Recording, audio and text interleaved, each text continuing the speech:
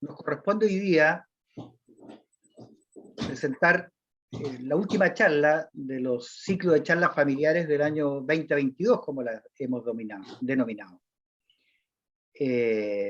Una seguidilla de charlas presentadas, la primera por Valesca Peterman, la segunda por Patricia Mendoza, a quienes tenemos y hemos saludado recientemente. La tercera fue por George Hammersley, cada uno con sus encantos, con sus particularidades. La cuarta fue Carlos Andrés Tapun, ¿no es cierto?, que fue también extremadamente emotiva y con mucha información, y son muy socios con Andrés por lo demás. Han hecho trabajo maravilloso ambos, y la mejor gracia para nosotros como colectividad es que son grandes amigos de nuestra colectividad de Concepción y grandes colaboradores, así que una vez más se les agradece. Después tuvimos la quinta de Klaus Bernhard Bachmann, la semana pasada recién. Renner nos va a presentar una nueva charla de familia que pasaré a detallar en un par de minutos más. Quiero saludar nuevamente a Carlos Stapun, Helga Renner, que la vi conectada, evidente, que es el artífice de que se logren estas cosas porque nos une a todos y entrega la información necesaria para que estas cosas resulten. Guillermo se ha conectado todavía, y quiero hacer un especial saludo a don Gregorio Renner, que no está conectado, pero se puede conectar, pero con seguridad que cuando vea este video, ahí sí lo va a ver en su totalidad, y le damos un gran saludo a don Gerardo Renner, que es papá de Andrés. ¿Okay? Nuestras vivencias de familias, como le decía al inicio, concluyen hoy, ¿no es cierto? Y hoy día terminamos con otra gran charla, la que hemos titulado Dos familias, un destino, Schneeberger sin Apple. ¿Ok? Andrés Renner, un gran amigo de nuestra colectividad, nos relatará cómo estas dos familias, una suiza y otra alemana, que bajaron en el mismo barco y se encontraron en Chile. Andrés Renner, temuquense de nacimiento, cientista político de profesión, lector por afición, historiador familiar por obsesión, hijo, esposo y padre por amor. ¿Qué mejor presentación? Dejo con ustedes Andrés Renner. Andrés. Hola, muchas gracias por la bienvenida. Siempre un placer participar en estas charlas de la colectividad suiza de Concepción, y ojalá que el próximo año se retome. Y la presentación es más o menos larga, así que me voy a tirar al tiro el piscinazo. Cuando estaba pensando en un nombre para la charla, me acordé, cachen la historia, nada que ver, me acordé, estaba pensando, bueno, dos familias, qué sé yo, dije, dos familias, un destino, y me acordé de que había una teleserie en los años 90 que se llamaba Dos mujeres, un camino, con Eric Estrada. Entonces dije, mira, le pega. Un destino tiene como varias acepciones la palabra, y me gustó mientras escuchaba el título, cada vez me gustaba más, porque puede ser el punto de término de un viaje, y puede también ser un sino, un futuro. Entonces esto es como un viaje tanto en el espacio como en el tiempo. Estamos viajando geográficamente estas dos familias, y también viajaron en el tiempo y se reencontraron. Empecemos. Bueno, aquí tenemos el típico árbol familiar, en este caso el mío. Está mi señora, mis hijos, yo, dos padres, 4 abuelos, 8 bisabuelos, 16 tatarabuelos. Voy a dar una pequeña reseña de cada uno de ellos. No, mentira. Ahora, con todo el cariño y respeto que se merecen, voy a sacar a mi rama materna, y tengo acá mis 4 parejas de tatarabuelos paternos. Estas 4 parejas, con sus respectivos hijos, todas llegaron a Chile como colonos contratados por el Estado de Chile el año 1885. Excepto, aquí voy a hacer una salvedad, mi tatarabuela Dorotea Appelt enviudó y volvió a casarse. Entonces ella no llegó con su primer marido, sino que llegó con don Johann Friedrich Zimm Mangelsdorff. Hoy día, como ya mencionaron, voy a hablar de dos familias en particular. Los Schneeberger Christen. Voy a hablar de ellos porque, bueno, los anfitriones son la colectividad suiza, así que nobleza obliga. De estas 4 parejas a todo esto, 3 eran prusianas, alemanas, y 1 eran los suizos, que son esta pareja Schneeberger-Christen. Y también voy a hablar de los Zimm Appelt porque no solamente viajaron en el mismo barco, sino que en el mismo viaje, o sea, viajaron juntos cuando se vinieron a Chile. Luego se separaron y se volvieron a reencontrar 51 años después. Al casarse, mis abuelos, don Emilio Renner Schneeberger, con mi oma, la minita Appelt-Preuss. Y aquí como una acotación aparte, cuando uno habla de tatarabuelos suena como súper abstracto y medio lejano. Entonces quiero que hagan el siguiente ejercicio. Piensen en sus abuelos. Tengan una imagen de sus abuelos, las diferencias que tenían con ellos de edad, de opiniones, de pensamiento, cómo se veían más viejitos, etc. Y ahora piensen que los tatarabuelos son los abuelos de esos abuelos. ¿Ya? O sea, esa distancia que uno tiene con el abuelo es la distancia que tenían nuestros abuelos con sus abuelos, que son nuestros tatarabuelos. Ya. Habiendo dicho eso. Los orígenes. Voy a empezar acá en azul con el señor Zimm. El señor Zimm era originalmente de Paplitz, en la provincia de Sajonia, en Prusia. Muy joven, él se traslada soltero a Berlín, se casa con una señorita Schubert y tienen 7 hijos. Y de los cuales sobreviven a la adultez creo que 6. Y él enviuda y se vuelve a casar con la señorita Fischer, con la cual tiene 5 hijos más. Y vuelve a enviudar. Muchos de esos hijos adultos que tiene el señor Zimm con sus 2 matrimonios, con sus primeros 2 matrimonios, emigran a Estados Unidos. El señor Zimm en Berlín trabajaba, era de oficio herrero, y trabajaba en la fábrica de locomotoras Borsig, en el norte de Berlín, en el sector de Moabit. Por otro lado, tenemos a los Appelt, que eran originarios de un pueblito en Prusia Occidental que se llamaba Konitz. Hermann Appelt se traslada 20 kilómetros a otro pueblito ahí mismo en la misma provincia, que se llamaba Tuchel. Él vuelve a Konitz para casarse con Dorotea Appelt. Ellos tienen el mismo apellido, pero es una coincidencia, apellidos no son parientes. Don Hermann Appelt era de oficio barbero / practicante, que era como una especie de paramédico, se podría decir, que hacía también pequeñas intervenciones quirúrgicas, cosas así. Y él muere joven.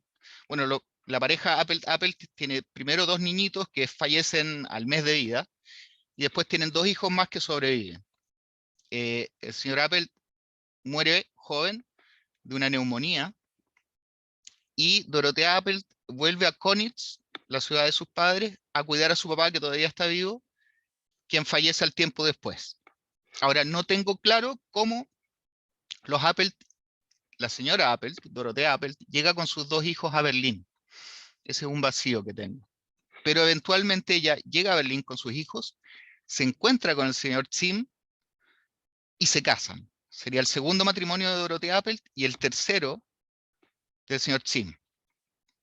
Y por aquí abajo, en la esquinita, tenemos la historia de los orígenes de los Schneeberger Christen. Anna Christen es de la comuna de Seeberg, que era vecina a la comuna de Ochlenberg, que era de donde eran los Schneeberger.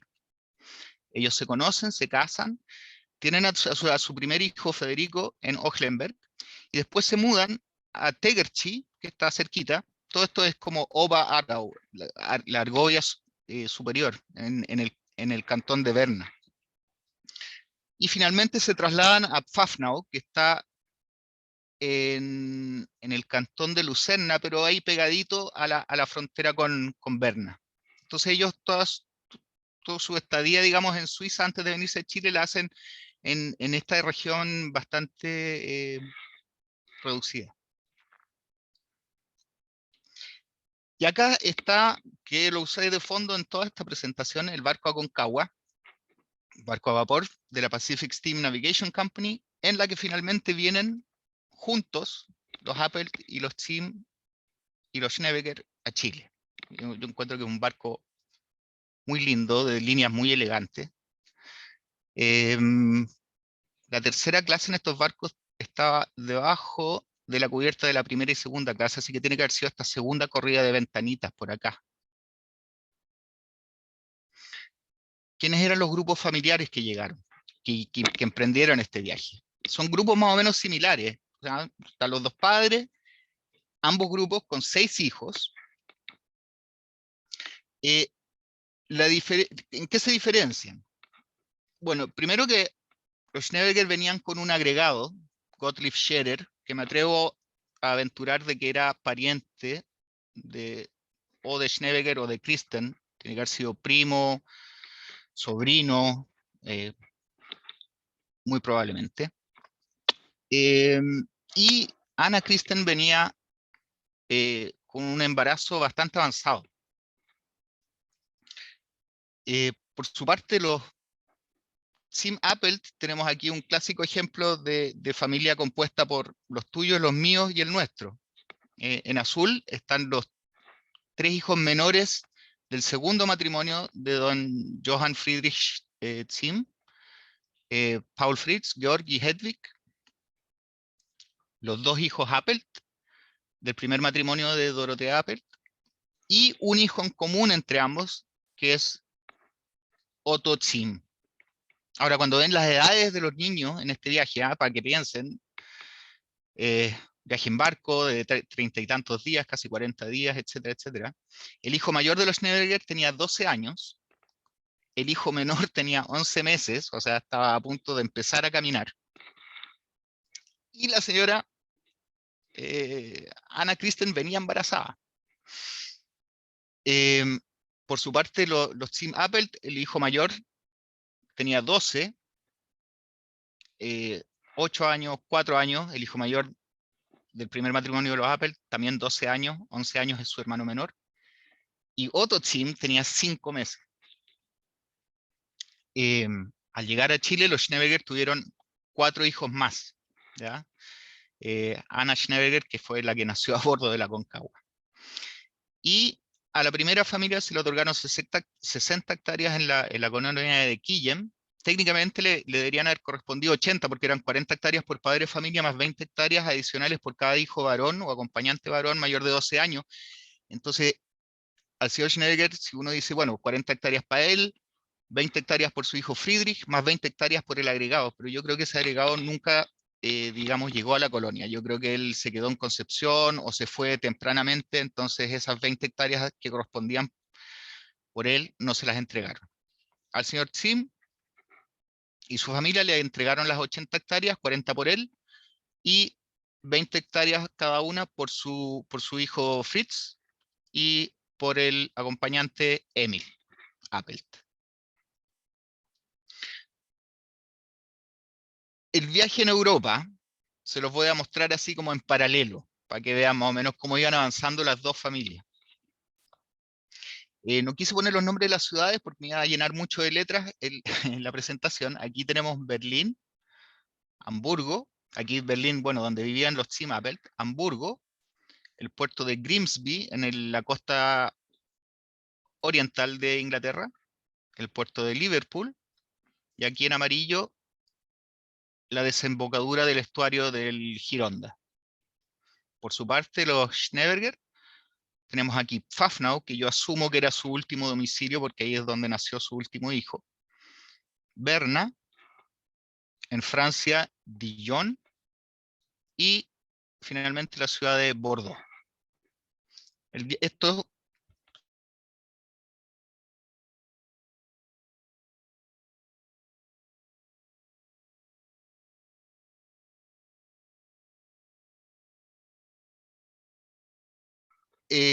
la noche, tarde noche de miércoles 18 de febrero, los Team Apple van a la estación de ferrocarriles Leatha en Berlín, en el norte de Berlín, y abordan el tren rumbo a Hamburgo. El miércoles 18, por su parte, los Schneeberger están en su casa. El jueves 19, los Team llegan a Hamburgo en la mañana. Los hombres, dice don Emilio Appelt en sus memorias, los hombres partieron, bueno, se alojaron a la familia en un hotel, y los hombres partieron a la oficina de migración para pagar los pasajes del barco hacia Inglaterra y dejar consignado el equipaje. Y alojan esa noche entonces en Hamburgo. Los Schneeberger siguen en casa. El día viernes 20, zarpa a bordo del Huddersfield, un barco inglés que era de una empresa ferroviaria. El embarque era a las 7 de la tarde y dice don Emilio en sus memorias que finalmente zarparon de Hamburgo a las 9 de la noche. Y aquí don Emilio dice en sus memorias, don Emilio Appelt a todo esto, bueno, tenía 12 años cuando estaba viajando, cuando inicia este viaje, y escribe estas memorias donde relata el trayecto. Y él dice en esas memorias que al zarpar de Hamburgo, las mujeres bajan inmediatamente a los camarotes con los niños, y los hombres se quedan en la cubierta y cantan una canción que se llama Nunade to mein lieb Heimatland. Adiós, mi querida patria. Y aquí tengo un audio, les voy a poner la primera estrofa de la canción que cantaron estos emigrantes alemanes al momento de abandonar su país.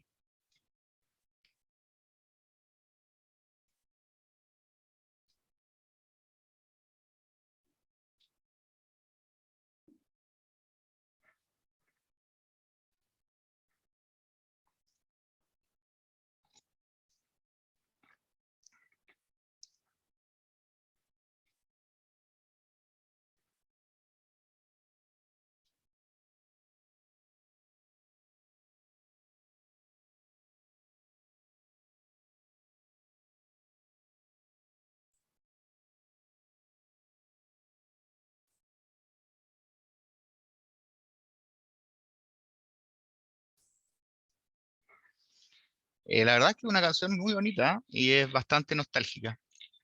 Ese viernes 20, los Schneeberger todavía siguen en su casa.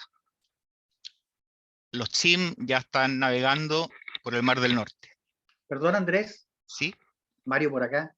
No se escuchó la canción. ¡Pucha! ¡Qué lata!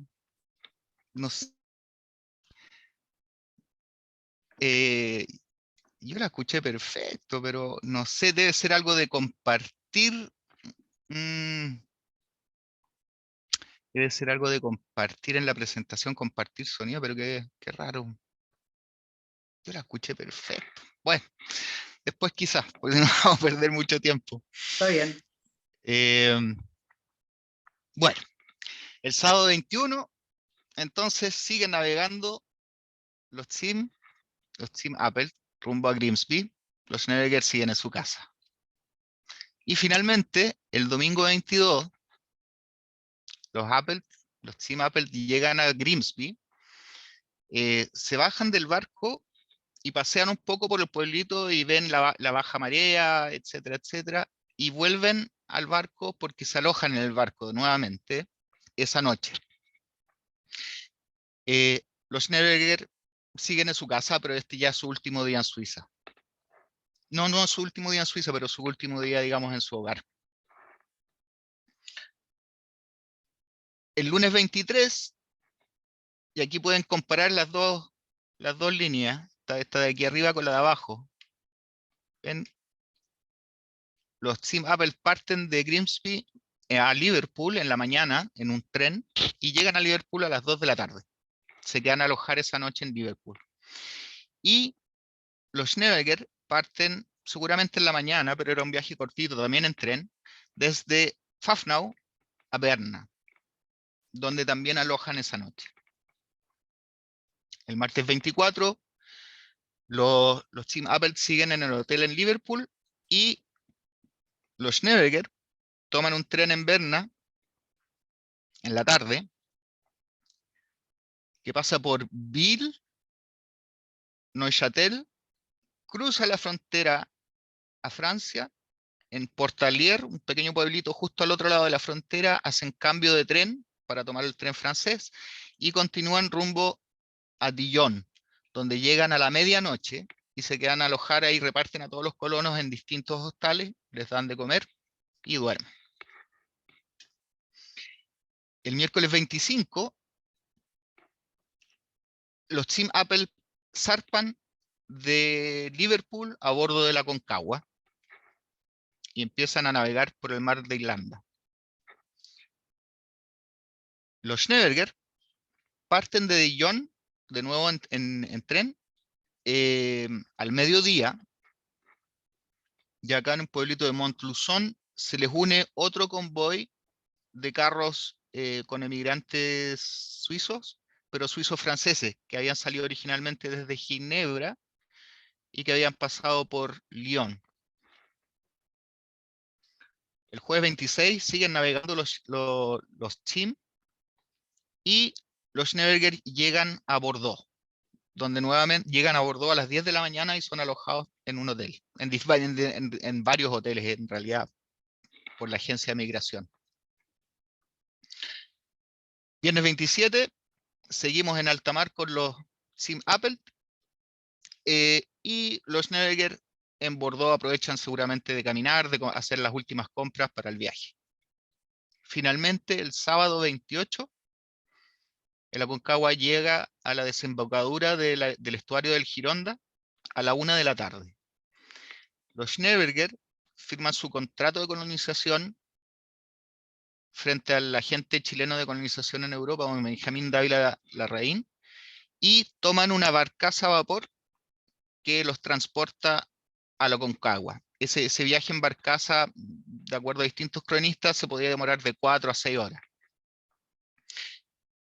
Y ahí, ese sábado 28 de febrero de 1885, es donde estas dos familias tendrían su primer encuentro. No sé si durante el viaje interactuaron mucho, se conocieron, pero ya que iban con hartos cabros chicos y tenían el idioma alemán en común, seguramente los niños tienen que haber interactuado y jugado entre ellos por lo menos. Ahora no sé qué tanto se habrán entendido entre el Hochdeutsch y el Schweizerdeutsch, pero yo creo que algo. 38, me voy a saltar el viaje por el Atlántico porque lo hemos cubierto ya en extenso en otras presentaciones, y si no me voy a alargar mucho. Así que 38 días después, llega a Chile la Concagua, al puerto de Talcahuano. Y aquí me voy a detener en el nacimiento de Anna Schnellberger Christen, que nace el 4 de abril de 1885 a bordo de la Concagua. Ese era un día sábado, y era un sábado santo, era ese fin de semana, era fin de semana santa de ese año. Y aquí está Ana, este es el registro de nacimientos a bordo del barco. Está Ana con su papá, Jacob Schnellberger, de oficio agricultor. Anna Schnellberger, apellido soltera Christen, nacionalidad suizo, nacido en el cantón, o sea, última residencia del cantón de Berna. ¿Qué pasa? Que los mensajes cablegráficos que se publicaban en los diarios ingleses para ir anunciando las llegadas de los distintos barcos a los distintos puertos, nos dicen que el Aconcagua llega ese domingo, 5 de abril, o sea, un día después de que nace Ana, a Coronel. Y ahí cargan carbón y continúan el viaje a Talcahuano. A veces se tenían 2 o 3 días en Coronel. y continúan el viaje a Talcahuano, donde llegan el 8 de abril. Entonces tienen que pensar que Anna Schneeberger, al momento de desembarcarse en Talcahuano, era una guagua de 4 días de edad. De Ana yo nunca encontré ni un certificado de defunción, ni de matrimonio, y yo asumo que esta guaguita tiene que haber fallecido al muy poco tiempo de haber llegado a Chile. Piensa que todavía les queda todo el viaje en carreta, a la colonia, eh, digamos, condiciones muy extremas, muy duras. Y como digo, no tengo registros de una Anna Schneeberger Christen, por lo tanto yo dudo que haya llegado a una edad adulta. Por otro lado, tenemos esto de las memorias de don Emilio Appelt de nuevo. Nos cuenta, sé que es harto texto, yo si quieren ustedes lo pueden leer por su cuenta, yo por mientras les hablo, les cuento en resumen. Se desembarcan después de almorzar y los llevan a un galpón que queda atrás de la línea del tren, entre la línea del tren y los cerros en Talcahuano, para que se alojen esa noche. Y ahí no habían suficientes catres, y don Johann Friedrich Zimm agarra un catre y por otro lado lo agarra una francesa. Y se ponen a tironear, los dos quieren el catre. Finalmente la francesa lo agarra de las barbas, el señor Zimm le empieza a pegar como palmetazo, y bueno, imagínense la que se armó. Llegaron los franceses a defender a la francesa, llegaron los alemanes a defender al alemán, llegaron los hermanos Tepper, que eran buenos para los combos, y finalmente los separan a los franceses y a los alemanes. A los franceses los hacen dormir en otro galpón, en otro lado, y después continúan el viaje a Angol al día siguiente en tren, también separados. Los colonos alemanes después creen, porque el inspector general de colonización, que era el que estaba a cargo de las colonias en la frontera, era el señor Drully y había nacido en Francia, era francés. Entonces los colonos alemanes sintieron que como castigo por esta pelea, el señor Drully los había mandado a la colonia más lejana, la que estaba más al sur, que era Temuco. Pero finalmente, dice don Emilio Appelt, al final, con el tiempo nos dimos cuenta que nos hizo un gran favor al enviarnos a Temuco. Aquí está un mapa de la provincia de Cautín. Aquí está Quillem, acá está Temuco. El camino era desde Angol, pasando por los sauces, Traiguén, Quino, Quillem, Lautaro y Temuco. ¿Sí? Venían por acá desde Angol, pasamos Traiguén, Quino, Piña en el Bun, Cajón, llegaban a Temuco. Los Schneeberger tienen que haberse demorado aproximadamente 7 días en carreta, con esa guagua de 4 días de edad. Y los Zimm se demoraron 11 días. Se demoraron 3 días más que el resto de la caravana de alemanes que iban a Temuco, porque se le cansaron los bueyes, tuvieron que cambiar bueyes en Traiguén y en Lautaro. Y solo de Lautaro a Temuco se demoraron 3 días. O lo que hoy día uno hace en auto en cuántos minutos. La otra cosa es que el señor Zimm negoció con el gobierno chileno y se trajo toda una fragua. Como él era herrero, se trajo todos sus implementos para instalar una herrería acá. Él negoció para que le bajaran los costos de transporte. Y eso también tiene que haber sido un peso extraordinario para su carreta. Dice el señor Appelt que escogió una carreta más grande y todo, pero igual se le rompían los ejes, etcétera, etcétera. Así que se demoraron más. Pero aquí lo interesante es que, bueno, los Zimm y los Schneeberger se juntan en el barco, tienen un viaje en común hasta Angol, y de ahí se separan. Unos quedan en Quillem, los Schneeberger, y los Zimm Appelt quedan en Temuco. Y de ahí no sé qué tanto habrán interactuado entre ellos por lo menos 50 años. Aquí está el terreno que le tocó al señor Schneeberger, que tiene una forma media particular. Aquí al norte los voy a mencionar, ya verán más adelante ustedes. Hay dos señores Forpal, don Wilhelm Forpal y Karl Forpal. Y aquí también voy a mencionar a este vecino, que era un alemán, del señor Schneeberger, que se llamaba Kirschke. Bueno, y aquí está Perkenko, Quillem, el río Quillem, acá el río Cautín. Por su parte, los Tzim, las colonias alemanas que se otorgaron fueron o al oriente, camino a Cajón, o al occidente, lo que ahora es todo este sector de la avenida Alemania. La hijuela que se le asignó al señor Tzim y a sus hijos, mayores de 12, era la segunda en orden hacia el oriente. Estaba primero el señor Patzke, después los Tzim, después los Stepke, etcétera, etcétera. Y aquí lo que tengo marcado en rojo es lo que Emilio Apple describe en sus memorias como el tamaño de Temuco en 1885, cuando ellos llegaron. ¿Ya? Porque este mapa aquí aparece Temuco como en 1917, en su extensión de 1917. Así que hay que olvidar esa línea del tren porque no estaba. Y todo esto aquí, en su mayor parte, era campo. ¿Ya? Entonces había una distancia más o menos considerable desde Temuco a las hijuelas de los colonos, tanto por un lado como por el otro.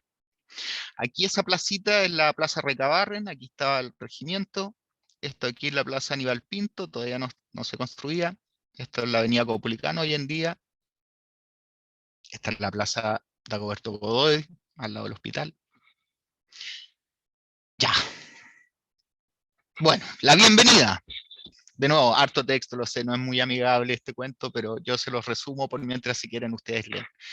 La noche del 19 al 20 de septiembre de 1885, justo un par de meses, o sea, 5 meses más o menos después de que habían llegado a Temuco, a los Tzim los asaltan en su casa. Es de noche, yo creo que también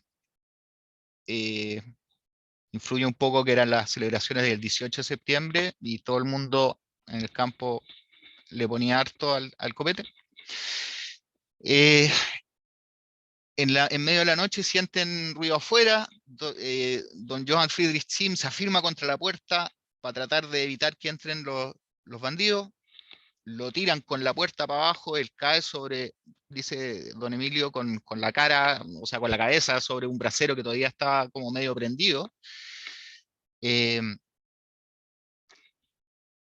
A la señora, a doña Dorotea Appel, la tratan de ahorcar con su propio cabello, y al señor Tzim, el bandido que lo tiene agarrado, lo da vuelta, le pasa una soga por el cuello, lo da vuelta, pone un pie sobre la nuca y empieza a tirar de las sogas, como para ahorcarlo, con la suerte para el señor Tzim que la cuerda le había pasado por los dientes.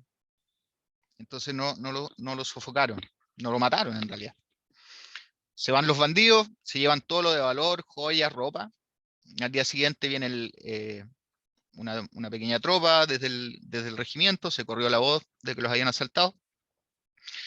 Viene con un médico, buscaron en el bosque cercano, pero encontraron una maleta vacía nomás y ni rastro de los bandidos. Así que esa fue la bienvenida que le dieron a los Tzim Appel en Chile. El año 1886, aquí voy a dar como varias distintas cápsulas chiquititas por lo que pasaron las ambas familias, y esto también es bien triste. El 1886, el niñito, el hijo en común que tenían don Friedrich Tzim y Dorothea Appel, fallece ahogado.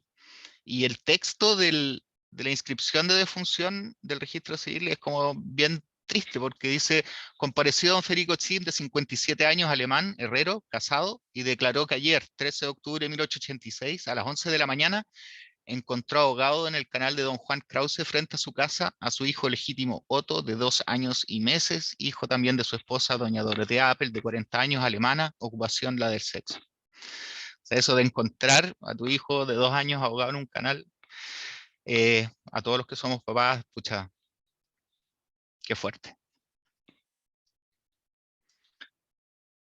En 1887, citas ilustres, célebres a las colonias. Por un lado está el pastor Green, que viene por su propia cuenta, no en visita oficial, desde Suiza, para ver cuál es la situación de los colonos que se encuentran suizos que se encuentran en Chile, porque estaban llegando mensajes muy contradictorios a Suiza y había preocupación. El gobierno suizo no se quiso involucrar directamente, entonces no era una visita oficial, pero sí apoyaba la iniciativa del pastor Green a que viniera. Por otro lado, don Isidoro Errázuriz, que era un destacado político chileno, había sido nombrado hace poco como el nuevo agente general de colonización de Chile en Europa, y antes de partir hace también como un viaje de reconocimiento por las colonias, y publica estos artículos en un diario que se llama La Patria en Valparaíso, y esos artículos, esa serie de artículos finalmente son publicados juntos como un libro. Y el pastor Green visita a los Schneeberger, porque eran suizos. Y ahí dice, bueno, y así llegamos a la casa de un bernés llamado Schneeberger. El claro donde Schneeberger ha instalado su casa es bastante grande. Las cosechas más hermosas le recompensan por su arduo trabajo. La familia es numerosa, los niños son todavía pequeños, pero el padre tiene buen ánimo, saldrá adelante. Esta región es particularmente fría. Las heladas son tan frecuentes que hay que sembrar lo mismo varias veces para obtener una cosecha. Se dice que las papas y los porotos son más sensibles a estas bajas temperaturas que el trigo o las arvejas. Cuando estos últimos se ven afectados, el desastre es total. Tras descansar con nuestros anfitriones, que agradecen que no haya querido pasar sin verlos, nos despedimos de ellos. Nos encontraremos nuevamente en Traiguén. Porque en Traiguén, antes de volver a Suiza, el pastor Green hizo como una gran fiesta suiza donde reunió a todos los colonos que pudieron llegar.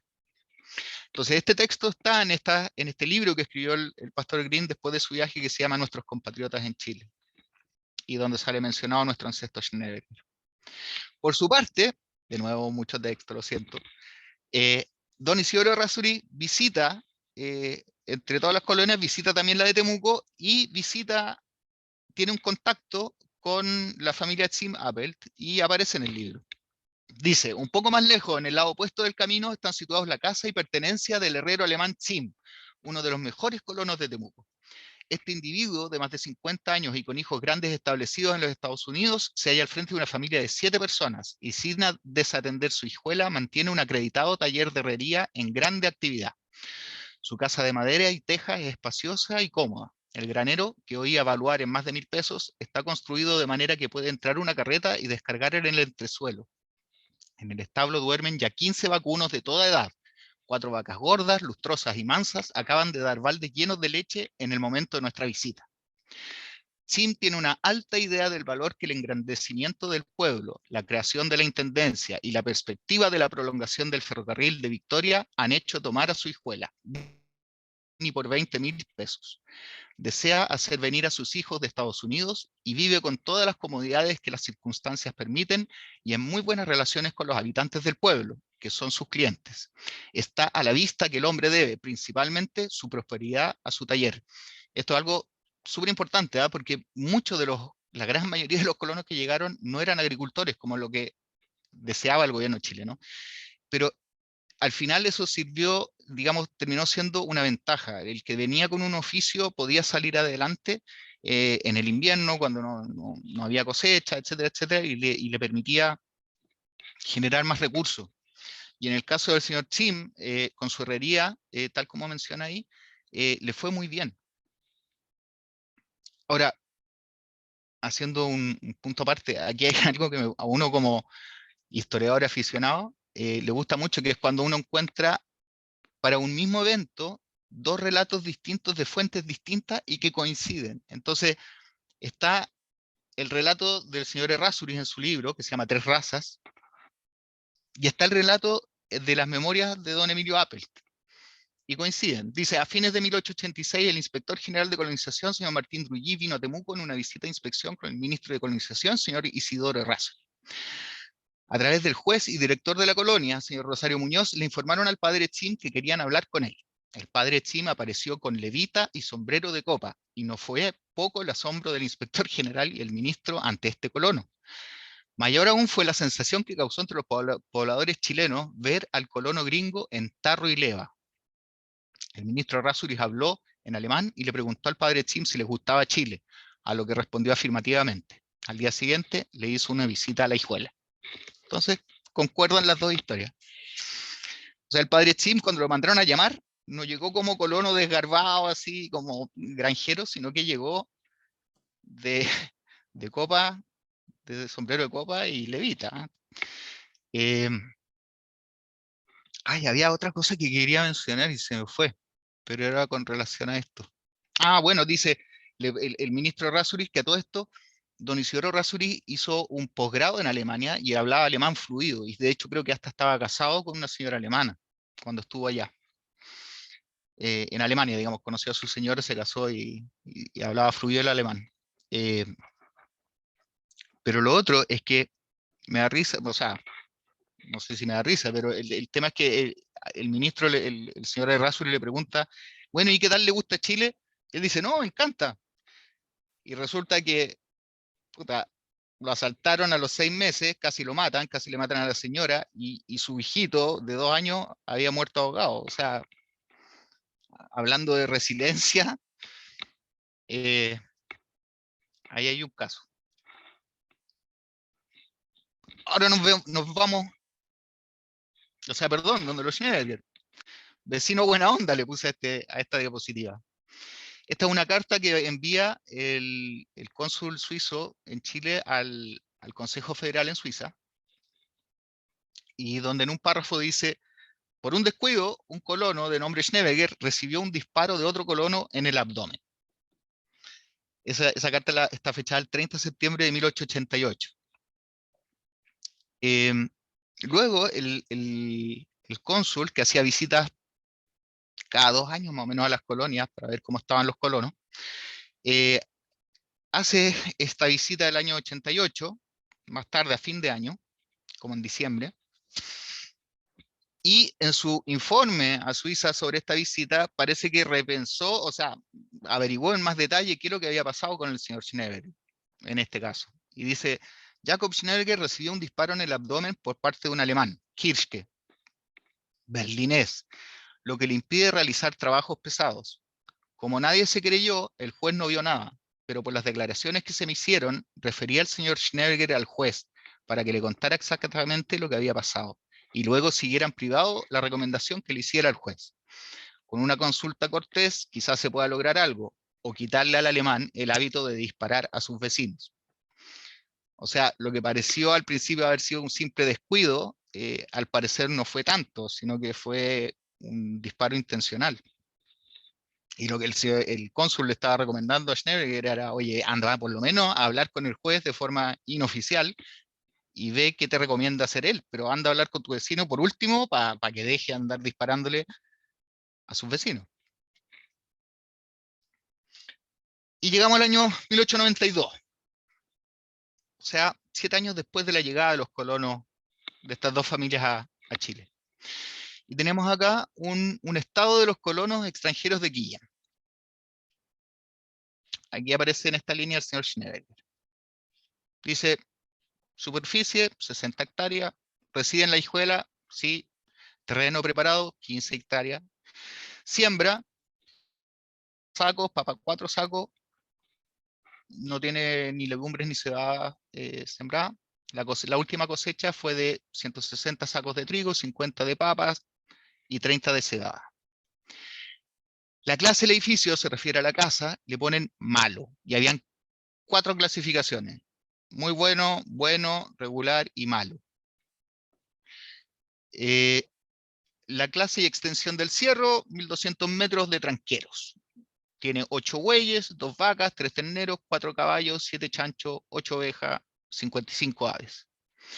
Todo esto estuve comparando en la lista, toda la siembra y la cosecha era más o menos el promedio, no era un colono que destacara ni para bien ni para mal.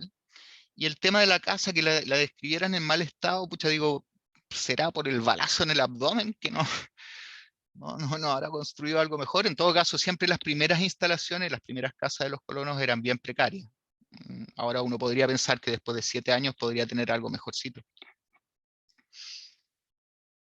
Ya, y aquí voy a hablar así como súper rápido, pero esto es importante para establecer la propiedad de sus terrenos. ¿Cierto? Había que cumplir con ciertas condiciones del contrato que les ponía el Estado de Chile, y aquí vemos que ambas familias los cumplieron. El primer paso era obtener el título definitivo. Una vez obtenido esto, ya podían vender ese terreno si es que quisieran. Se le otorga a los Team Apple en 1891, a los Schnebberger en 1896, se demoraron un poco más. Y Y básicamente lo que dice esto es que se les da el título definitivo porque han cumplido con las obligaciones que estipulaba su contrato y porque han pagado un quinto del valor de los anticipos que se le hicieron para venir a Chile. Los anticipos podían ser tanto en dinero como en insumo. O sea, estamos hablando ahí de la parte que le pagaron para el viaje en barco, que no era el 100% de los pasajes, sino que era una parte nomás, más un año que les pagaron una mesada, ¿cierto? Para ese primer año para subsistir, más las semillas, la yunta de bueyes y las 300 tablas y los clavos que le dieron para construir su primera choza, ¿ya? Y quedaban 4 anualidades restantes que ellos tenían que terminar de pagar, y el terreno quedaba embargado a favor del Estado hasta que se pagaran esas 4 anualidades. Y tanto los Team Apple como los Schneider pagaron puntualmente las 4 anualidades. Aquí vemos la primera, la segunda, la tercera y la cuarta. Podemos incluso ver, para que vean que no era el lote la cuestión, que se atrasaron 3 meses, les correspondía pagar en febrero, y aquí les cobraron 2% de interés por mes de atraso, ¿ya? Entonces se suma. Y finalmente, una vez que ellos terminan de pagar todo lo que les entregó el Estado de Chile, hacen la solicitud para que se cancele el gravamen hipotecario, y aquí está el decreto que les otorga esa cancelación de gravamen hipotecario. Los CIMAP la reciben, no sé por qué se demoró un año el trámite, la burocracia. A los Schneider se lo dieron rapidito al mes. Y aquí tenemos un mapa de Temuco. Este mapa yo lo encuentro precioso. Es del año 1919.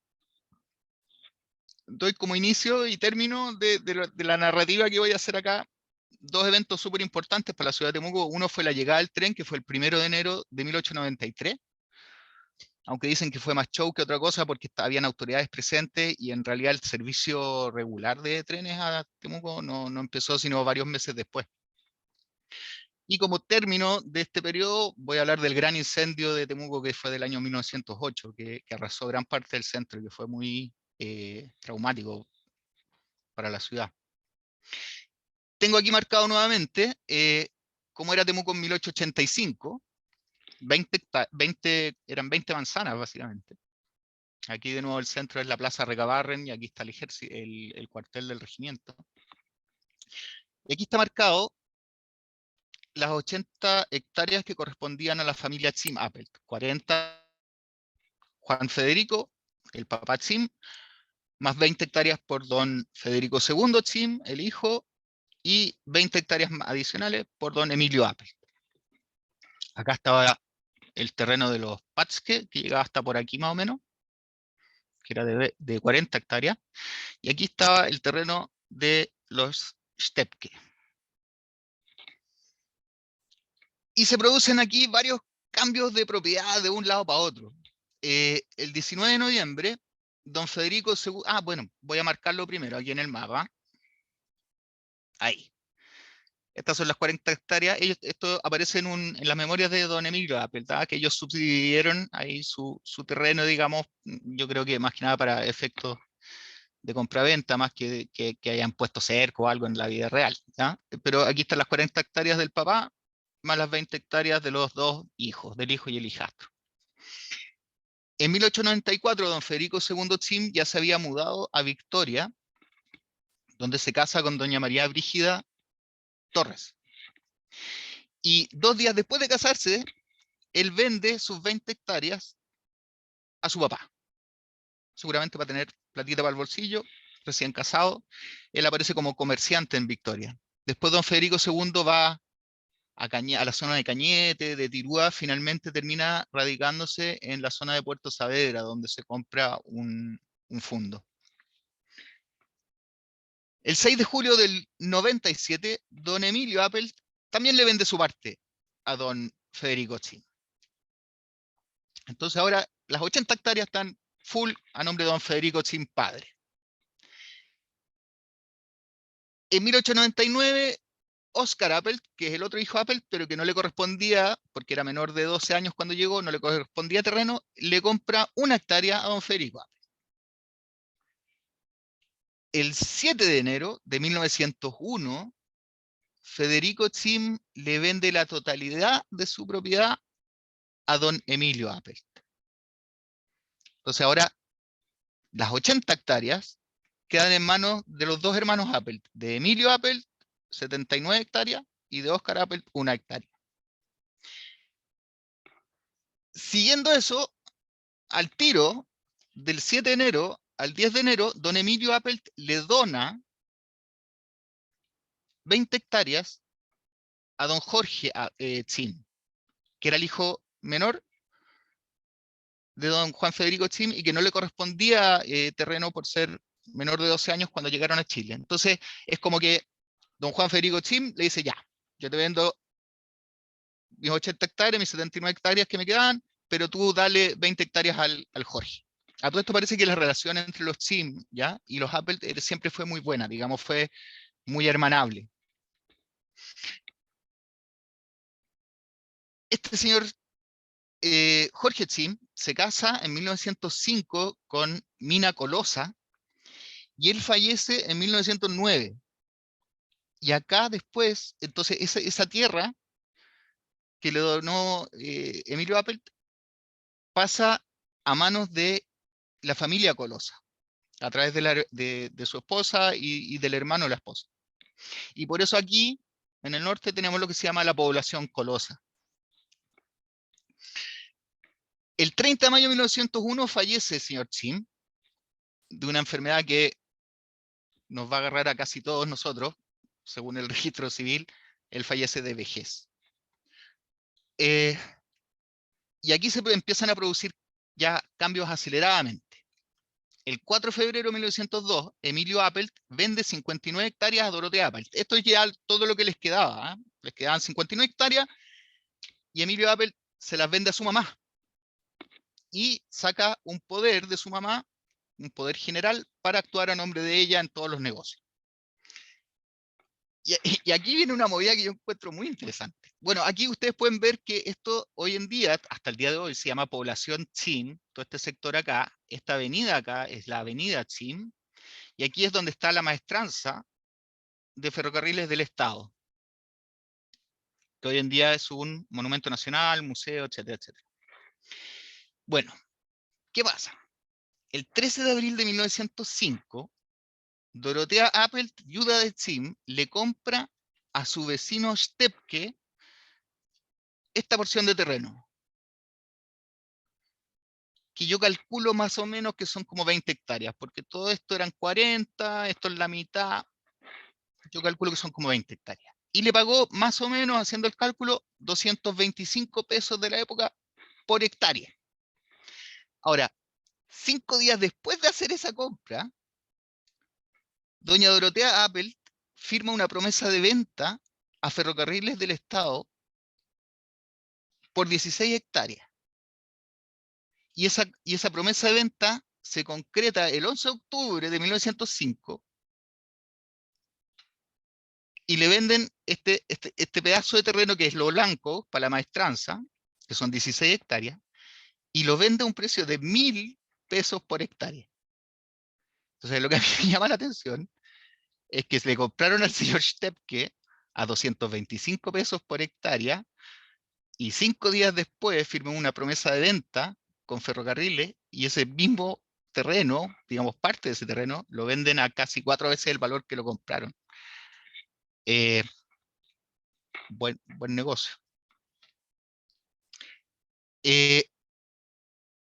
El 4 de julio de 1906, los hermanos empiezan a parcelar y a vender toda esta parte, lo que es hoy día la población Tsim.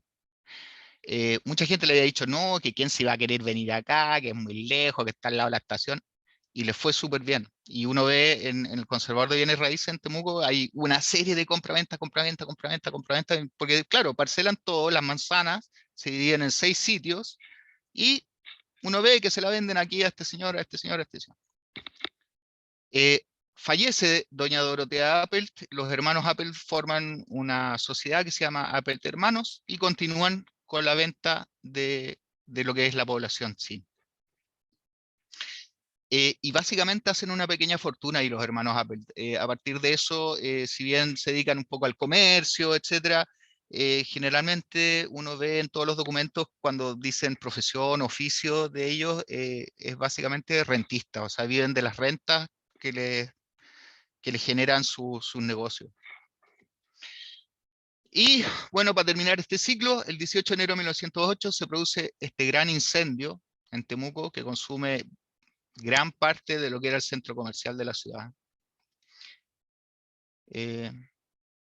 Y ya que esta presentación es solo la familia Schneider y los Team Apple, voy a mencionar acá que aquí abajo se ve algo marcado en negrito. Eso dice cancha de fútbol. Eso más adelante va a ser lo que se llamaba el estadio, la cancha del Bajo. Y luego esa cancha del Bajo fue rebautizada y ahora se llama Estadio Carlos Schneider. ¿Ya? Vamos a ver después por qué. Y ahora por el lado de los Schneeberger. Bueno, tenemos ventas de hijuela, matrimonio, nacionalización, sociedades de funciones, compras.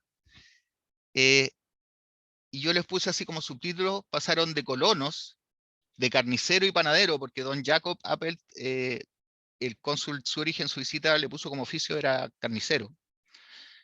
Y don Federico Appelt, o sea, perdón, Schneeberger, don Jacob Schneeberger y don Federico, y Federico Schneeberger era panadero. Y pasaron de ser colonos, carnicero y panadero a ser grandes hacendados. En 1895, Federico Schneeberger, que es el mayor de los hijos, se casa en Traiguén con Emilie Schäfer. Y él pone como oficio panadero. A partir de 1905, bueno, todos tuvieron familia, tuvieron hijos antes, pero a partir de 1905 los hijos empiezan a nacer en Temuco. Y eso yo creo que es importante porque nos da una idea de cuándo llegan a Temuco los Schneeberger. Como ya habíamos visto antes, en 1896 reciben el título definitivo de propiedad, en 1900 cancelan la hipoteca. En 1901, mi bisabuela, Alice Schneeberger, se casa con mi bisabuelo Federico Renner. Se casan en Perquenco, pero viven en el campo en Fundo San Eduardo, en Púa. Después don Adolfo Schneeberger se casa con doña Frida Lemp. En 1904, Marie Schneeberger se casa con Carlos Weber. Y más o menos yo calculo que en 1904, 1905, los Schneeberger venden su hijuela original en Quillem al señor Forpal.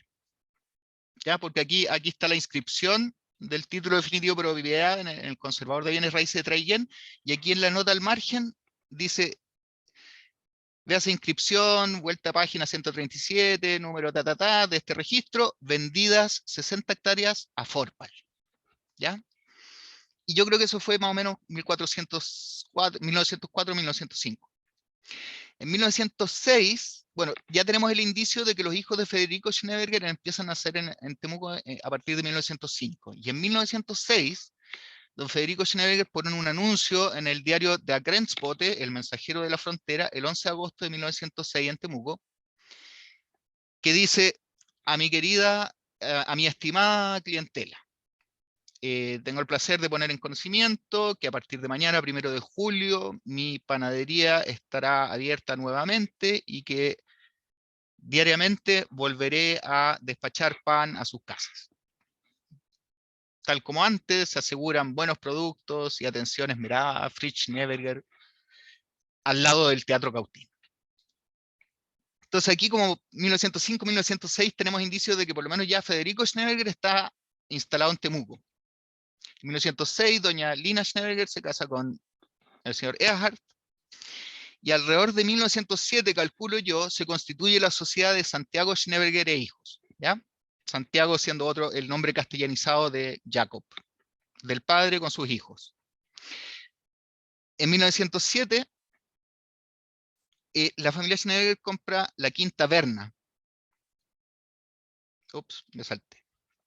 Que está en Avenida General Prieto. En 1911 se disuelve la sociedad Santiago Schneeberger e Hijos y se constituye la sociedad Schneeberger Hermanos, y todos los bienes de la primera sociedad se traspasan a la segunda, que está compuesta por todos los hermanos Schneeberger-Christen, Federico, Adolfo, Fernando, Alfredo y Santiago, y se constituye esta sociedad con el objeto de la explotación de fundos, crianza de animales y compra y venta de maderas.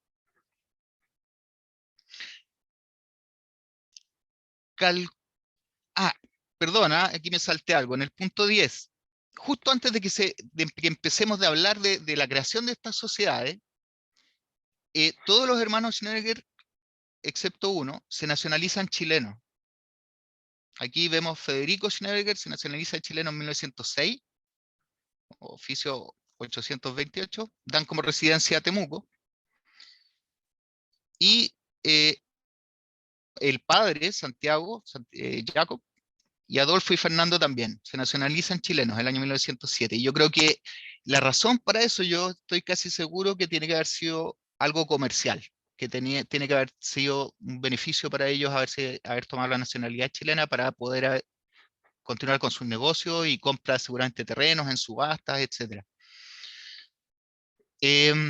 Entonces, bueno, tenemos que fundar la sociedad Schneeberger y Hermanos, y alrededor de 1911-14 compran los fondos La Fama y Germania, que son como, para todos aquellos que de alguna manera estamos relacionados a la familia Schneeberger, creo que son como nombres emblemáticos, que todo el mundo sabe que existió el Fondo La Fama y el Fondo Germania y que eran maravillosos y fantásticos. O sea, estamos hablando de terrenos de varias, no sé, 4.000 hectáreas, 4.500 hectáreas. 1912, Fernando Schneeberger se casa con Emma Lempe en Temuco. En 1915 fallece don Jacob Schneeberger padre. Y en 1900, bueno, perdón. Aquí tenemos, esto es una foto de la Quinta Berna, que estaba en Temuco en General Pireto. Bueno, y aquí, típico de la época, es más o menos una cuadra. Esta propiedad fue adquirida a su actual dueño, bla, bla, bla, 90.000 pesos a avalúo fiscal. Y dice abajo, el señor Federico Schneeberger es nacido en la Suiza alemana y bajo la razón social Schneeberger Hermanos posee en el departamento de Temuco 2 fundos con 5.400 hectáreas, todo de cultivo, con cereales, crianza de animales y explotación de madera. Eso es La Fama y Germania. En 1916-1917, en el censo alemán, que realiza la Liga Chileno-Alemana para censar a todos los alemanes en Chile, aparecen los Schneeberger, que esto era algo muy típico también, que los suizos alemanes muchas veces aparecían en los listados de las instituciones alemanas. Aquí aparece doña Anna Christen de Schneeberger, ya viuda. Aparece Federico con su esposa Emilia, con toda su familia. Adolfo con su esposa Frida. Y si bien Federico reside en Temuco, vemos que don Adolfo, su residencia es el Fondo Germania. Igual que Fernando, igual que Alfredo. Y aquí está el hijo menor, Santiago, que ya era nacido en Chile y que también reside en el Fondo Germania. En la guía, aquí tenemos estos tomados del libro de Patricia Schifferle.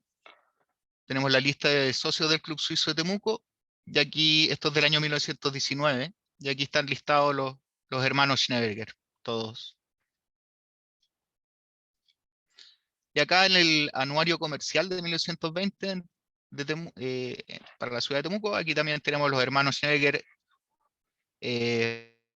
como agricultor en el Fondo La Fama, Alfredo aparece como agricultor en el Fondo Germania, Fernando también en el Fondo Germania, don Federico Schneeberger aparece en la Quinta Berna, con profesión comerciante y agricultor, y Santiago Schneeberger aparece en el barrio Pueblo Nuevo, que es esta zona de Temuco donde estaba antiguamente todas estas colonias alemanas y donde estaban los Chim Appelt, el sector de Pueblo Nuevo. Finalmente, en 1933, fallece doña Anna Christen. Aquí tenemos, este es un álbum de las propiedades agrícolas del sur de Chile, es del año 1920, y aquí están descritos también el Fondo Germania y la Fama de Schneeberger Hermanos, de 3.500 hectáreas aparece acá, tasados en 310.000 pesos, dedicados a elaboración de maderas en bruto, siembras de trigo, avena, arvejas y trigo centeno, crianza de ganado vacuno, lanar y caballar. Y aquí tenemos, este es de un libro que se llama Patrimonio Arquitectónico de la Araucanía, que es muy bonito, que tiene todas estas casas antiguas que hay en la Araucanía y que lamentablemente muchas están en riesgo de desaparecer. Acá tenemos del Fondo Germania unas fotos de esta casa, con una pareja ahí, quizás alguno de los miembros de Schneider que esté escuchando me puede decir quiénes son, no estoy seguro. Aquí está la vista del lado y aquí está la vista de frente. Tenemos fotos aquí. Aquí no sé si alcanzarán a ver, pero en la puerta están las iniciales SSH de Schneeberger y acá HNOS, hermanos, o sea, Schneeberger hermanos. Arriba en el dintel dice, Komm her, tritt ein, bring Glück herein. Ven, entra, trae suerte. Esa casa la desmantelaron en el año 1965 aproximadamente, tenía problemas de humedad porque estaba en un bajo, en un humedal, pero fue, digamos, desmantelada, digamos, fue un trabajo profesional y se reutilizaron ventanas, puertas, paredes, incluso para hacer otra casa en otro lugar. Y aquí tenemos imágenes que son muy bonitas de esa casa. Ahora, esta presentación era sobre estas dos familias, cómo un barco las une, después se separan y después se vuelven a unir. Aquí ahora venimos a la parte del reencuentro. El matrimonio Renner-Schneeberger, mi opa, mi abuelo, y mi oma Appeltreutz, la Guillermina, Minita. El 9 de octubre de 1911 nace el opa, Emilio Renner Schneeberger, en el Fondo San Eduardo, en Púa. Un año después, el 24 de diciembre de 1912, nace Guillermina Appeltreutz en Temuco. ¿Cómo se juntan estas familias? Porque unas estaban en Quille, aunque ya estaban, bueno, pero no tenían mayor relación. Bueno, sobre todo porque Elisa Schneeberger, mi bisabuela, vivía en el campo en Púa, entonces ella no era de los Schneeberger que se vino a Temuco. Aproximadamente por ahí, por el año 1912, se funda la sociedad Schneeberger y Renner Limitada, que está conformada por don Santiago II Schneeberger, el hijo menor de los Schneeberger, y hermano de mi bisabuelita Elisa, que estaba casada con Federico Renner. Entonces, los cuñados, digamos, se asocian y forman esta empresa, que es una barraca, y que está en Temuco. Y los Renner Schneeberger se mudan a Temuco, al sector de Pueblo Nuevo. Y quedan muy cercanos a la casa de don Emilio Appelt, que es el papá de mi abuelita Appelt, y don Emilio Renner, entonces, camino al colegio alemán que quedaba en el centro de la ciudad, pasaba a buscar a mi mamá de niña para llevarla al colegio. Y él se enamora. Pero estamos hablando de niños, o sea, 12 años, una cosa así.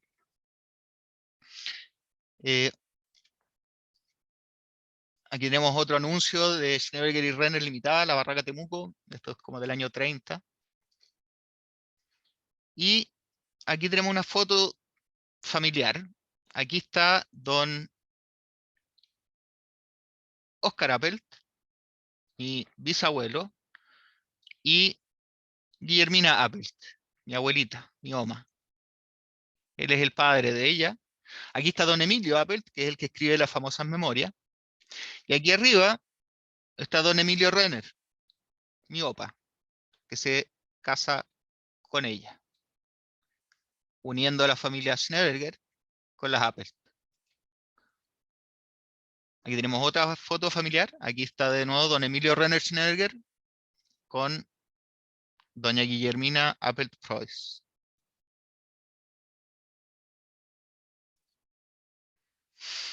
Aquí tenemos ya una foto de los pololos. Ahí el opa encuentro que se parece como a Frank Sinatra.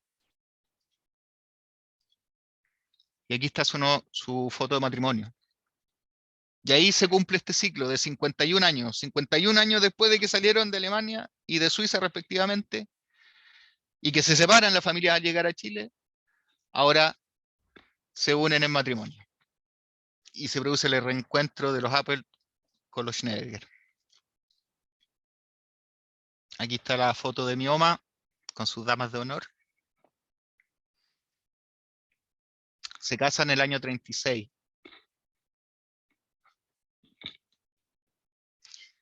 Y aquí el fruto de esa unión. Aquí está mi opa, Emilio, mi oma Minita, mi padre, mi tío Freddy, que está presente acá en la reunión, y el hijo menor, mi tío Armin.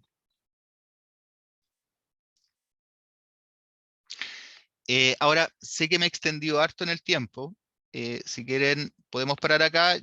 Lo que viene ahora es como adicional, ¿ah? Va a ser más cortito, es simplemente mencionar personajes destacados. ¿Qué dices tú, Mario? Continuar, aparte que independiente del tiempo, ha sido súper, súper bonito, emotivo. Por favor, adelante, continúe nomás, Andrés.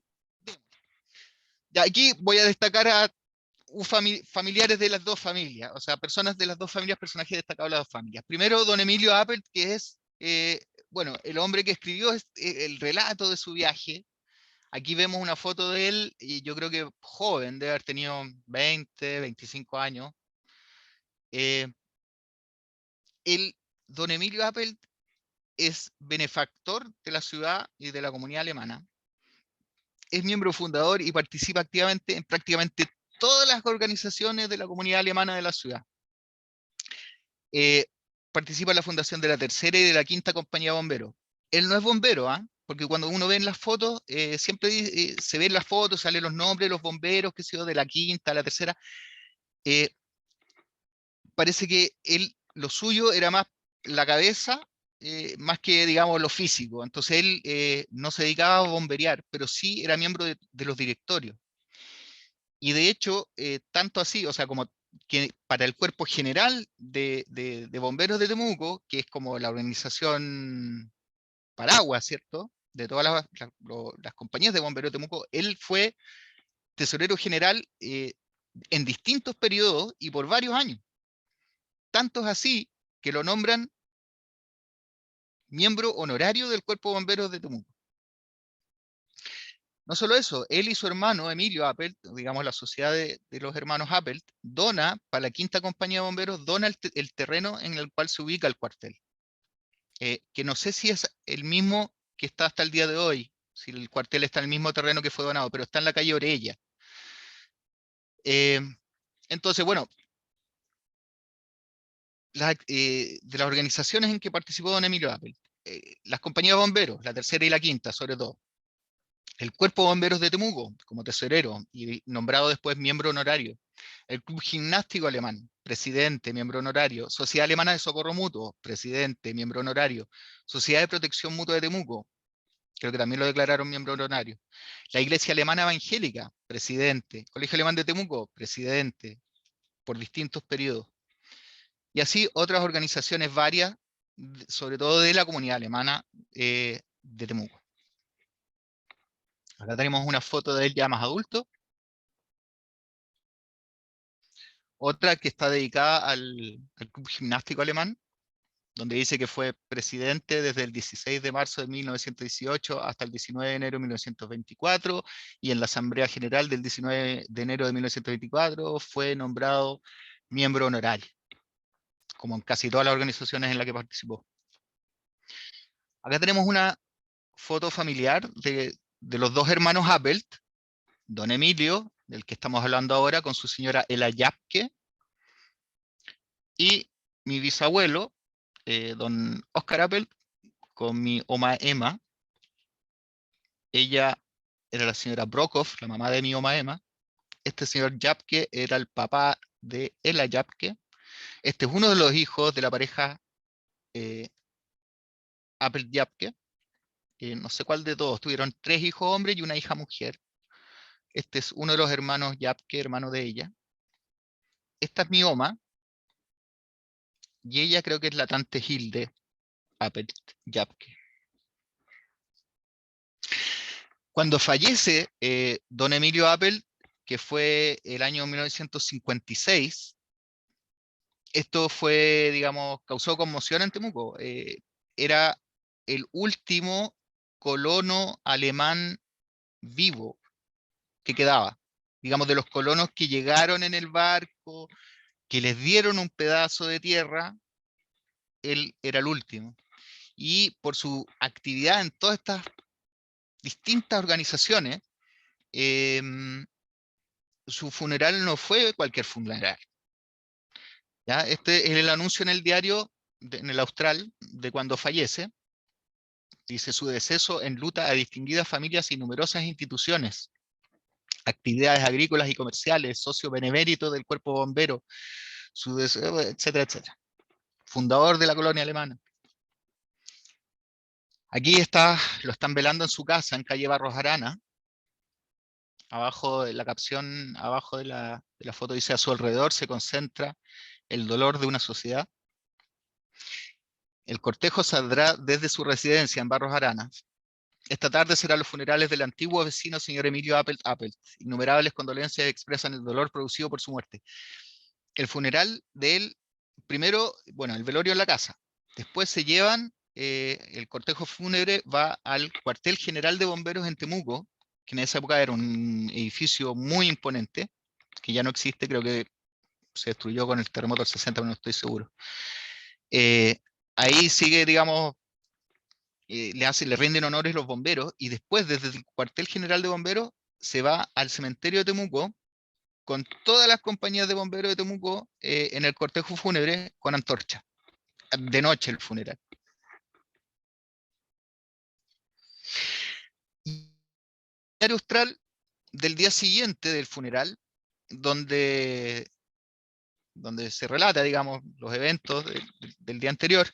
Este es el segundo cuerpo, y la página, digamos, la página 1 del segundo cuerpo, y es prácticamente toda dedicada al funeral del don Emilio Appelt. Aquí vemos el cortejo fúnebre, los bomberos, aquí está la carroza, y acá, si no me equivoco, va mi papá, en el cortejo fúnebre detrás de la carroza de su tío abuelo.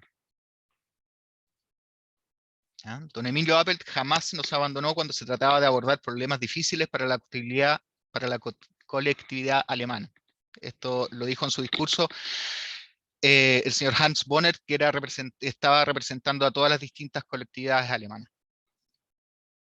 El Cuerpo de Bomberos de Temuco hace un alto en su actividad habitual para rendir homenaje a un preclaro valor, dijo en su discurso el superintendente del Cuerpo de Bomberos, señor Germán Krause. Y acá este es un obituario que apareció en el diario El Cóndor, que era un diario de la colonia alemana, pero de circulación nacional, en homenaje también a don Emilio Appelt. Por el lado de los Schneeberger, y aquí este es un lado, digamos, vamos a pasar a algo más farandulero. Yo soy futbolero, así que a mí me gusta esto. Primero tenemos a don Carlos Montón de Letras Schneeberger-Lemp. El apodo era Montón de Letras, por los Schneeberger. Inicia su carrera futbolística en el Club Liceo de Temuco, en los años 20. Aquí tenemos esta foto del el Club Liceo de Temuco jugando en Santiago, en el Santa Laura, el año 1923 contra el Instituto Nacional Barros Arana, en el campeonato intraciudades. Chúpense esa. Aquí está don Carlos Schneeberger-Lemp, el del centro. Y si no me equivoco, este puede ser un señor Renner también. En 1927, Colo-Colo, que se había fundado hace poco, era un equipo que le estaba yendo súper bien, le decían el Invicto, y hace una gira a Temuco y juega contra el equipo del Liceo Temuco. Y empatan, lo cual ya era asombroso que un equipo provincial empatara a Colo-Colo. Y en ese partido jugó tan bien don Carlos Schneeberger que Colo-Colo se lo lleva. Le dice: vente a jugar con nosotros. Esto aquí en la revista Los Sports del 7 de enero de 1927. Ahí está don Carlos Schneeberger, le hacen una entrevista. Jugaba como, primero creo que jugaba como centro delantero y después lo cambiaron a puntero derecho. Y jugaba tan bien que Colo-Colo, que el año 27 de ese mismo año, hace una gira internacional y se van por América, por la costa occidental de América. Creo que juegan unos partidos en Perú, en Ecuador, en México, incluso después cruzan y se van a España y juegan unos partidos en España. Esta es la famosa gira donde muere David Arellano. Hasta el día de hoy, o sea, si ustedes son colocolinos saben de qué estoy hablando, yo no soy colocolino, pero hasta el día de hoy Colo-Colo arriba de su escudo tiene una franja negra, y esa es de luto por la muerte de David Arellano en esta gira, que no era solamente el capitán del equipo, sino que era el fundador. Era una leyenda David Arellano. Y en un partido de estos, en esta gira en España, parece que él ya tenía un problema intestinal, algo, y le llega un rodillazo en el abdomen, y finalmente fallece como a los 2 días después, producto de una hemorragia interna. Y Carlos Schneider estaba en esa gira. Yo lo encontré increíble. Eh, en 1928, Carlos Schneider es seleccionado nacional de Chile para participar en los Juegos Olímpicos de Ámsterdam de 1928. Aquí está. Aquí abajito, Santiago Schneider. Usaron la misma foto que en el artículo anterior. ¿Ya? Este es el equipo chileno que fue a las Olimpiadas de Ámsterdam. En 1930 se juega el primer mundial de la historia en Uruguay. Y don Carlos Schneider va. Aquí está. Estos son todos los futbolistas, la selección chilena al primer mundial de fútbol de la historia en 1930 en Uruguay. Aquí está don Carlos Schneider. Aquí le cortaron mal la foto, no, no se ve medio raro, pero... Y no solamente va, sino que va como capitán. O sea, para los familiares, Schneider en realidad, primer mundial, el capitán del equipo de la selección chilena, un Schneider, no, te pasaste. Aquí está de nuevo la foto de la selección nacional que va al mundial. Aquí está don Carlos Schneider. Tenían este polerón azul con una estrella blanca, pero el equipo tenía una polera blanca. Y jugaban con polera blanca, pantalón azules, medias negras. Aquí están entrando al Estadio Centenario de Montevideo para la inauguración del Mundial. Y don Carlos Schneider-Lemp, como capitán del equipo, lleva la bandera. Ahí está don Carlos. En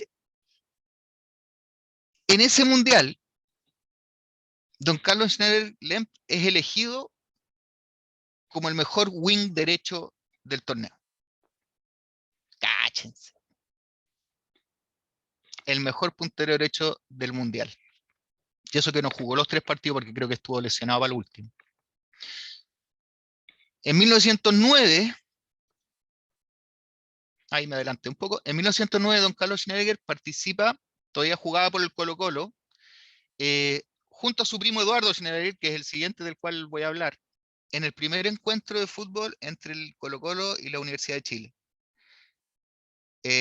Dos Schneider en el primer clásico del fútbol chileno.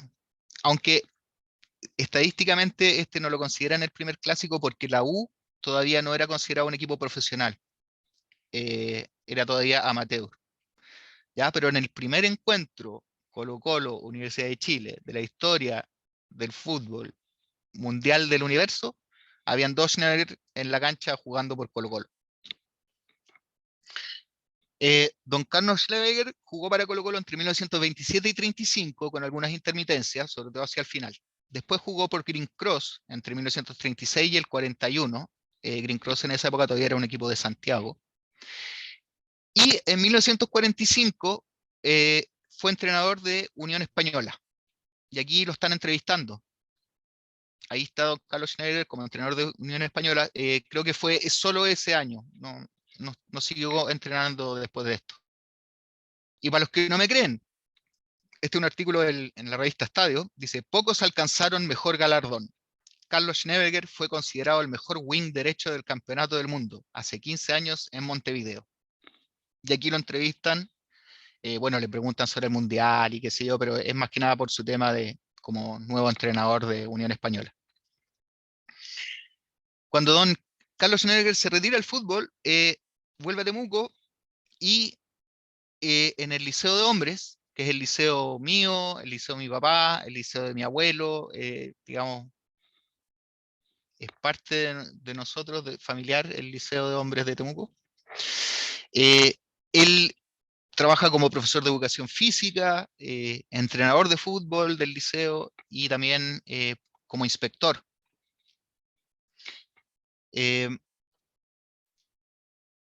Finalmente, bueno, él falleció en 1973. Esa cancha que yo les mencioné en ese mapa de Temuco, que es la cancha del Bajo, el 20 de febrero de 2010 se rebautiza en honor a don Carlos Schneeberger y ahora se llama el Estadio Carlos Schneeberger. Y tiene ahora pasto sintético, es una cancha que se usa mucho para el fútbol amateur, etcétera, y para distintos campeonatos de atletismo, de colegio, etcétera, etcétera. Y hoy en día lleva su nombre. Y bueno, este era le decían el montón de letras, y tenía un primo, que era don Eduardo Schneeberger Scheffer, primo hermano. A todo esto, estos dos son primos hermanos también de mi abuelo, de mi papá, Emilio Renner Schneeberger. Y claro, como este era el primo chico del montón de letras, le pusieron el montón chico.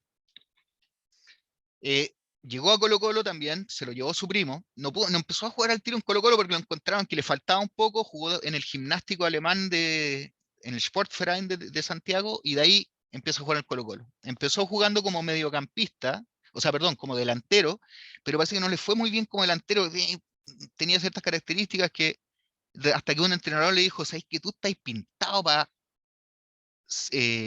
mediocampista? Y juega Colo Colo entre el 31 y el 35 y participa en el Combinado del Pacífico de 1933. El Combinado del Pacífico fue una cuestión de marketing que hicieron entre Chile y Perú, unos dirigentes deportivos que, como nosotros sabemos, no son muy de trigos limpios, pero se les ocurrió esta idea genial de hacer un combinado de seleccionados peruanos y chilenos, de jugadores peruanos y chilenos, y que fueran a recorrer Europa. Jugaron como 80 partidos en 40 días, en nieve, en barro. Jugaron a veces dos, tres partidos al día, pero fue una gira que causó mucha expectativa, mucha expectación en Europa, así como de ver jugar el fútbol latino. Y acá, bueno, en Chile y en Perú era como el equipo de la hermandad, etcétera, etcétera. Él participa en esa gira. Aquí está. Y ustedes ven, el uniforme era blanco y tenía una bandera chilena y una bandera chilena. O sea, una bandera peruana y una bandera chilena, perdón. Al final en su mayoría eran jugadores peruanos, ¿ah? Fueron muy pocos chilenos, creo. A pesar de que la idea era que fueran mirimota, no fue tan así. Aquí hay un póster del partido del combinado del Pacífico, Perú-Chile, en Berlín. Jugaron contra un equipo, no me acuerdo si era el Hertha o no. Esto fue en Berlín el 11 de noviembre del 33. Aquí hay una foto del equipo en el estadio, esto en Berlín. Y lo que me llama la atención a mí, atrás ya está el cartel, y dice, la palabra de nuestro Führer es nuestra voluntad. Fuertes declaraciones. Y aquí pasa algo divertido y que la prensa chilena lo ha repetido varias veces en distintos artículos. Como este equipo generaba así como mucha curiosidad en todos los países que visitaba, siempre lo invitaban, tenían recepciones diplomáticas, lo invitaban al cenar, qué sé yo, y Adolfo Hitler invita al equipo a la Cancillería para conocerlo. Obviamente, don Eduardo Schneeberger hablaba alemán y habla con Adolfo Hitler, y Hitler le dice, oye, pero quédate a jugar acá, juega para el Hertha.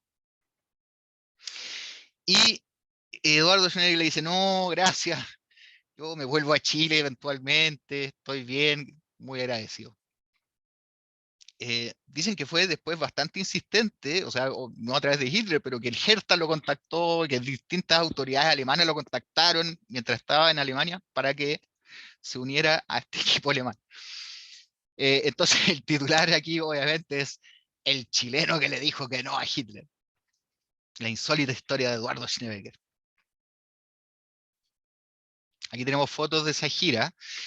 Aquí arriba están en Praga y Eduardo Schneider es el 10º desde la derecha con sombrero. 1, 2, 3, 4, 5, 6, 7, 8, 9. Es él. Él, ahí está don Eduardo Schneider Schäfer. ¿Ah? Según el historiador Víctor Farías, el único otro antecedente de chilenos que hayan conocido personalmente a Hitler es el de los embajadores nacionales. O sea, don Eduardo Schneider no fue cualquiera. Se le hicieron después varias entrevistas, o sea, no entrevistas, pero hicieron muchas reseñas. Eduardo Schneider participó en el Campeonato Sudamericano Nacional, o sea, perdón, Campeonato Sudamericano de Fútbol, como seleccionado nacional, mediocampista. El primero en 1935 en Perú y después el 1937 en Argentina. Campeonato Sudamericano que sería como el equivalente hoy en día a la Copa América. Muy divertido porque el campeonato del 37 lo llamaron el primer campeonato sudamericano nocturno, porque se jugó de noche con luz artificial y los jugadores se quejaban de que no veían la pelota, bueno, pero le daba más caché a la cuestión. El punto es que en este campeonato del año 37, Eduardo Schneider jugó la raja.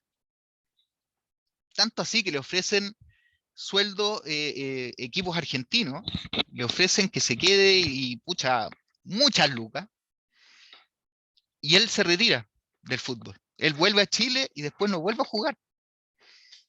Y por eso es que vuelven a hacer siempre estas entrevistas, porque dicen, pero ¿cómo este gallo? Dice, el crack que no quiso caer. Eduardo Schneider abandonó el fútbol en plena posesión de sus medios y cuando su prestigio y fama estaban muy arriba.